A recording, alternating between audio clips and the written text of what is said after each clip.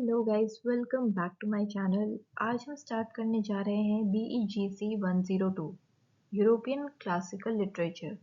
इसमें हम पढ़ेंगे एक एपिक के बारे में जो कि बहुत ज़्यादा फेमस है, इंटरेस्टिंग है और बहुत इम्पॉर्टेंट है। उसका टाइटल है इलियड। वो तो आपने थंबनेल में देख ही लिया होगा। एक चीज़ और मैं आपको बताना चाहूँगी कि जिस फॉर्मेट में आज आपको नोट्स प्रोवाइड होने वाले हैं वो फॉर्मेट आपके लिए बहुत यूज़फुल रहने वाला है, क्योंकि एक बार अगर आपने एक्सप्लेनेशन सुन लिया आपको वैसे ही सब क्लियर हो जाएगा। लेकिन जैसे आप दोबारा एक्सप्लेनेशन नहीं सुन सकते, आपको आपके पास टाइम नहीं है, तो आप इस वीडियो को गो थ्रू वैसे ही कर सकते हैं, रीड कर सकते हैं, क्योंकि सब कुछ मैंने बहुत अच्छे फॉर्मेट में दिया है जो कि आप आगे देखेंगे।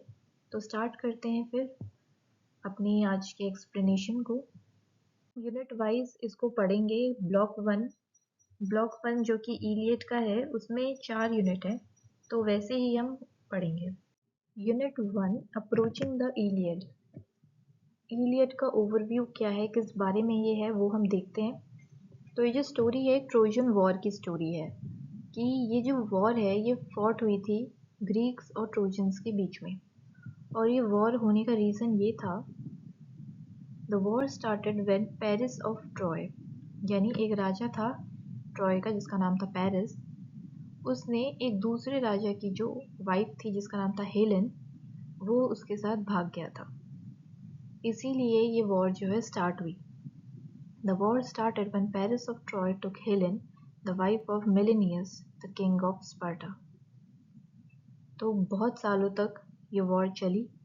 The Greeks capture a town and 2 girls as war prizes. उस टाइम पे क्या होता था, जब भी कोई राजा कोई चीज़ जगह को जीतता था तो वहाँ की जो लड़कियाँ होती थी उसको वॉर प्राइसेस की तरह अपने साथ ले जाया करते थे। तो ऐसे ही यहाँ पे जब ग्रीक्स ने अपनी ये जीत ले ली तो उसके बाद 2 गर्ल्स को वो वॉर प्राइसेस के रूप में लाए। दो वो जो 2 गर्ल्स थी वो थी क्रिसेइस और ब्रिसेइस। तो जो क्रिसेइस थी वो एगामेम्नन ने ले ली और जो ब्रिसेइस थी वो एक्किलीस ने ले ली। क्रिसेइस के जो फादर थे उन्होंने एगामेम्नन को बोला कि उनकी डॉटर को रिटर्न कर दें, पर उसने रिफ्यूज़ कर दिया। तो वो गॉड अपोलो के भक्त थे, तो गॉड अपोलो ने उनके राज्य में उनको पनिश करने के लिए एक प्लेग को भेज दिया। उसके बाद एगामेम्नन को क्रिसेइस को वापस करना पड़ा, पर उसने क्या किया, अकेलीस से ब्रिसेइस को ले लिया। अक्लीस ने ये देखकर बहुत ज़्यादा इंसल्ट फील की कि उसके सामने से उसने ब्रिसेइस को ले लिया। तो उसने बोला कि अब वो ग्रीस के साथ वॉर में पार्टिसिपेट नहीं करेगा। और एक्लीस बहुत ही ज़्यादा एक टैलेंटेड योद्धा था, तो उसके बिना जो ग्रीक्स थे वो जीतने तो क्या लगे, हारने लगे। एक्लीस का एक फ्रेंड था पेट्रोक्लस, उसने एक्लीस के बदले फाइट की, क्योंकि एक्लीस ने तो मना कर दिया था। तो एक्लीस का आर्मर पहनकर उसने फाइट की। लेकिन वो जो ट्रोजन हीरो था हेक्टर, उसने उसको मार दिया, एक्लीस के फ्रेंड को, पेट्रोक्लस को। तो ये देखकर एक्लीस बहुत ज़्यादा गुस्से में हो गया और उसने सोचा अब तो उसे बैटल में वापस जाना पड़ेगा।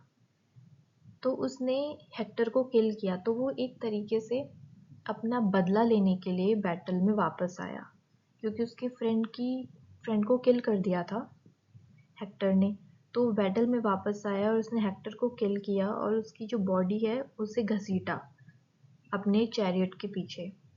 तो हेक्टर का जो फादर है प्रीम, वो एक्लिस के पास आया और उसने भीख मांगी कि उसकी जो सन की डेड बॉडी है वो उसे दे दी जाए, ताकि वो फ्यूनरल राइट्स है, रिचुअल्स हैं, वो कंप्लीट कर सके। तो ये था ओवरव्यू। अब बात आती है डेफिनेशन ऑफ एन एपिक की। एपिक आखिर होता क्या है। एपिक कुछ नहीं होता, एक पोयम होती है, लॉन्ग नैरेटिव पोयम, जो कि बताती है हीरोइक डीड्स के बारे में, उनकी ब्रेवरी के बारे में, उस ज़माने की ग्रेट वैल्यूज़ के बारे में। और ये जो थीम्स से डील करती हैं वो होती हैं वॉर, ब्रेवरी, उनका स्ट्रगल। तो ये एक्चुअली एग्जैजरेशन शो करती है, ह्यूमन की ग्रेटनेस शो करती है। तो उसके कुछ एग्जाम्पल्स भी हैं, जैसे रामायण, महाभारता, ये इलियड जो हम पढ़ रहे हैं, ओडिसी। ये सब जो है एपिक्स है। फीचर्स इनके ये होते हैं कि लॉन्ग नैरेटिव होती हैं, कोई छोटी मोटी चीज़ नहीं होती है, अच्छी खासी काफ़ी बुक्स में होती हैं लॉन्ग नैरेटिव। और इनके जो कैरेक्टर होते हैं वो हीरोइक होते हैं, मतलब ब्रेव होते हैं, डरपोक टाइप नहीं होते। और बहुत ही ज़्यादा एग्जैजरेटेड और ग्रैंड लैंग्वेज इनके लिए यूज़ की जाती है, क्योंकि जब कैरेक्टर इतने हीरोइक है तो उनके लिए लैंग्वेज भी उसी टाइप में यूज़ होगी। Characteristics of an epic. सबसे पहले कैरेक्टरिस्टिक्स जो कि मैंने आपको अभी बताई, ग्रैंड थीम। इनकी जो थीम होती है वो ग्रैंड होती है। Epic deals with great heroes and important events, मतलब ये किसी कभी एपिक कभी छोटी चीज़ के ऊपर होगी ही नहीं, बहुत ज़्यादा ग्रैंड ग्रैंड इवेंट्स वगैरह के बारे में एपिक होती है। It often shows interaction between gods and humans, जैसे अभी मैंने आपको बताया अपोलो गॉड का इंटरेक्शन था। Large scale epics are very long works, और बहुत लॉन्ग वर्क्स होते हैं, जैसे इलियड है ये 24 बुक्स में लिखी गई है, तो कम तो नहीं होते 24 books. Heroic ideals epics show values like courage, honour, sacrifice, मतलब बड़ी बड़ी जो ये वर्ड्स हैं बड़ी बड़ी चीज़ों को शो करती हैं। Special language epic include similes, epithets, imaginative power होती है, unity of action. The story focuses mainly on central action. In Iliad, the main action is Achilles' anger and its consequences.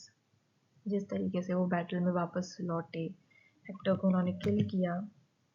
Statement of themes. Statement of theme. Epic usually begin by introducing the main subject. The Iliad begins with the theme of Achilles' rage. जैसे मैंने आपको भी overview में बताया Achilles के बारे में। अगर आपने नहीं समझा है वो तो इस वीडियो को थोड़ा पीछे करें और दोबारा आप देख सकते हो। Begins in the middle. Epic often start in the middle of story, not from the beginning. In medias res इसे बोलते हैं। तो ये है कैरेक्टरिस्टिक्स ऑफ एन एपिक, और मैं आपको बता दूं एग्जाम के पॉइंट ऑफ व्यू से बहुत इंपॉर्टेंट क्वेश्चन है ये क्वेश्चन आने के चांसेस 90% रहते हैं। तो अगर आपको ये क्वेश्चन नहीं आता है आप इसको वीडियो को सेव कर लो, क्योंकि ये वीडियो तो आपके बहुत काम आने वाली है। Homeric tradition, classical epics, short notes. Classical epics come from ancient Greek and Roman literature. ये जो आइडिया ना क्लासिकल एपिक्स का, ये ग्रीस का था, रोम का था। They are considered timeless works, और ये जो है टाइमलेस वर्क्स होते हैं, यानी इनका ये नहीं है कि ये जैसे आजकल आप गाने वगैरह सुनते हो तो वो आजकल के लोग सुनते हैं, थोड़े साल बाद वो पुराने हो जाएंगे। लेकिन जो एपिक होते हैं वो ऐसे नहीं होते, वो कभी भी किसी भी टाइम पीरियड में, चाहे उस ज़माने में लिखे हुए एपिक्स आज भी रेलेवेंट है, वो ह्यूमन वैल्यूज़ को शो करते हैं। और ये वर्क एक्सप्लोर करते हैं ह्यूमन स्ट्रगल, मॉरल वैल्यूज़, करेज इन डिफ़िकल्ट सिचुएशन। और मैंने आपको फेमस बताया, ये हम पढ़ भी रहे हैं, होमर का इलियड, शेक्सपियर, यूरिफाइड्स, सोफोक्ल्स। और क्लासिकल लिटरेचर एम्फसाइज किसे करती है? Order, balance, clarity, universal human values, ये सब चीज़ें। अब आते हैं यूनिट 2 में, द होमरिक हीरो। बात करते हैं एकिलीज की। The warrior hero Achilles is presented as a main hero of the poem. ये जो पोएम है इसमें ज़्यादातर एकिलीज की बात हुई है, और एकिलीज को प्रेजेंट किया है एक मेन हीरो की तरह। ये स्टार्ट होती है एकिलीज के गुस्से से। जब एगामेम्नन उसे इंसल्ट करता है, ब्रिसेस उससे ले लेता है, तो एकिलीज जो है रिफ्यूज़ करता है कि वो अब फाइट नहीं करेगा, क्योंकि उसकी प्राइड है, जो उसकी ईगो है वो हर्ट हो जाती है कि तुमने कैसे मेरे सामने सामने ब्रिसेस को छीन लिया। He even asks his mother, Thetis, Thetis, to request Zeus to help the Trojans defeat the Greeks. Achilles finally returns to the battle after his friend Patroclus is killed by Hector. His grief turns into rage and he kills Hector. He also shows brutality by dragging Hector's body behind his chariot. At the end, Achilles shows humanity when he returns Hector's bodies to Priam. तो यहाँ पे ये बात है कि जब Achilles से ब्रिसेस को ले लिया तो एगामेम्नन ने उसकी ईगो को हर्ट किया, तो उसके बाद उसने बोला वो वॉर में फाइट नहीं करेगा। लेकिन जब उसके फ्रेंड को किल किया हेक्टर ने, तो उसका रेज दोबारा आ गया और उसने बोला अब वो बैटल में जाएगा और हेक्टर को किल करेगा। बैटल में जाने का उसका मेन मोटो यही था, हेक्टर को किल करना। हेक्टर को किल करने के बाद भी उसकी ब्रूटैलिटी दिखाते हैं कि उसकी इतना ब्रूटल था वो कि उसने ये नहीं सोचा कि अब तो वो मर चुका है, उसने उसकी डेड बॉडी को भी अपने चैरिट के पीछे घसीटा। लेकिन उसमें दिखाया कि एकिलिस में कहीं ना कहीं ह्यूमैनिटी थी, क्योंकि उसने उसकी बॉडी को रिटर्न कर दिया उसके फादर को जब उसके फादर ने उससे रिक्वेस्ट की। तो इम्पॉर्टेंट ट्रेड्स देखते हैं एकिलिस के क्या थे। Pride and anger, great warrior strength थी, desire for personal glory, emotional and compassionate in the end, मतलब उसमें गुस्सा बहुत था, डिज़ायर थी अपनी ग्लोरी की, अपने आप को एक अच्छे स्टेटस पे समझता था एकिलिस, लेकिन एंड में देखा कि वो थोड़ा इमोशनल और ह्यूमेन भी था। अब बात करते हैं हेक्टर की। The defender of Troy, Hector is the greatest warrior of Troy and fights to protect his country. Troy का hero Hector. He disagrees with his brother Paris for abducting Helen, but still fights for Troy. वो ये बताते हैं कि वो disagreement के बाद भी अपनी कंट्री के लिए फाइट करता रहा, मतलब उसने एकिलिस की तरह ये नहीं सोचा कि अब मेरा ईगो हर्ट हो गया है तो अब मैं फाइट नहीं करूँगा। Hector is shown as a family man who loves his wife and his son. He knows that he might die in the war, but still fights. His main goal is the duty to his country. तो उसकी duty, जो उसकी duty थी वो उसके लिए सबसे पहले प्रायोरिटी पे थी, ना कि उसकी personal glory.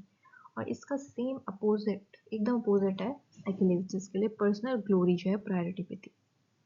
Important traits of Hector: loyalty to Troy, love for family, moral responsibility and courage, जबकि उसे पता था वो हार भी सकता है।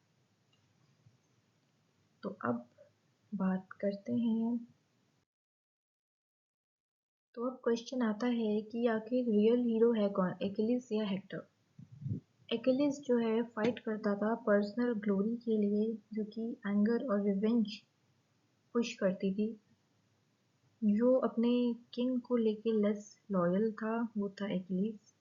हेक्टर अपोजिट था, वो अपनी कंट्री के लिए फाइट करता था, वो रिस्पॉन्सिबल था, उसको ये पता था कि उसके जो पर्सनल चॉइसेस हैं वो उसकी ड्यूटी को इफेक्ट नहीं करने चाहिए। वो सिविलाइज्ड ज़्यादा था हेक्टर, और मॉरल हीरो था, मोरालिटी थी उसमें। Many readers consider Hector morally superior, but according to the heroic ideals of the time, Achilles is the greater hero. यानी वैसे तो अगर हम आप लोग भी अगर सुन रहे हैं तो वो भी आप लोग भी सोच रहे होंगे हेक्टर ही सही था, क्योंकि वो जो है अपनी ड्यूटी को प्रायोरिटी पे रखता था, लेकिन उस टाइम के जो आइडियल्स थे उनके अकॉर्डिंग एकिलिस जो है एक वॉरियर हीरो है। अगर आप में से कोई डिसएग्री करता है तो आप कमेंट सेक्शन में अपने ओपिनियन बता सकते हैं। Heroic ideals in the Homeric world, according to Homeric values hero में क्या क्या होना चाहिए, क्योंकि इन्होंने एकिलिस को हीरो बताया है तो हम देखते हैं कि इनके एक्चुअली आइडियल्स क्या हैं। इन्होंने एकिलिस को हीरो बताया। Honour and reputation, courage and bravery, respect for the dead, loyalty to the king and country, and desire for eternal glory. Loyalty to king and country Homeric के अकॉर्डिंग है, लेकिन ये एकिलिस में नहीं थी क्योंकि वो बैक ऑफ कर गया था। Final idea of the poem: both Achilles and Hector are heroic in different ways. Achilles represents warrior strength and glory. Hector represents duty, sacrifice. The poem leaves the question of the real hero open for readers to decide. तो आप बताइए आपके according आप किसकी side पे हैं, Hector की या एकिलिस की। कमेंट सेक्शन में कमेंट करना मत भूलना। तो अब हम आते हैं यूनिट 3 पे। War in the Homeric age, honour versus horror, background of Trojan war. The war between Greeks and Trojans begins after Paris abducts Helen. War इसीलिए तो शुरू हुई थी। A conflict also arises between Agamemnon and Achilles over war prizes. उसके बाद war prizes के ऊपर हुई। The war also involves gods like Aphrodite, Athena, and Hera. The goddess Eris causes conflict by throwing a golden apple to decide the fairest goddess. Themes. The poem shows different aspects of war. Theme ये है poem की। ये भी बहुत important question है, मैं आपको बताती जा रही हूँ कि इग्नू क्या क्या पूछ सकता है। मैंने भी इग्नू के एग्जाम्स दिए हैं और मुझे पता है ये बहुत इंपॉर्टेंट क्वेश्चन बन सकता है। आप इसका स्क्रीनशॉट ले सकते हैं या फिर वीडियो को सेव कर सकते हैं, क्योंकि यहाँ से क्वेश्चन बनना मोस्ट प्रोबेबल है। थीम्स क्या थी इस पोएम की? Heroic deeds and glory, pain and suffering of soldiers, clash of egos among leaders, women taken as slaves। इन सब ये आपके एक तरीके से पॉइंट्स हैं जिनको आपको इलेबोरेट करना पड़ सकता है एग्जाम में। तो अगर आपको पॉइंट आते हैं ना तो आप इलेबोरेट अपनी मर्जी से कर ही दोगे। आपको ओवरव्यू पता है, आपको पोएम पता है, लेकिन आपको पॉइंट्स पता होने चाहिए, क्योंकि थोड़ा सा लैंग्वेज भी अच्छी लगनी चाहिए एग्जामिनर को, तभी वो नंबर देगा। Focus of the poem. The poem describes only the last 40 days of the Trojan War. तो ये ट्रोजन वॉर हमने देखी, ये सिर्फ लास्ट 40 डेज थे वॉर के। It mainly focuses on the Greek hero Achilles. Achilles के बारे में फोकस किया क्योंकि एक्हिलिस ही इनका हीरो है। एक्हिलिस withdraws from the battle after Agamemnon takes his slave women Briseis। इसीलिए तो एक्हिलिस ने बैक ऑफ किया, उसका ईगो हर्ट हो गया था। Brutality of war. War is described as violent. War सबको पता है बहुत ब्रूटल होती है, नुकसान दोनों तरफ का ही होता है। War in reality. The text compares war in the Iliad with real events like atomic bombing of Hiroshima and Nagasaki. उस टाइम पे जो एटम बम वगैरह नहीं होते थे तो उस टाइम पे लोग नुकसान तब भी होता था, नुकसान अब भी होता है।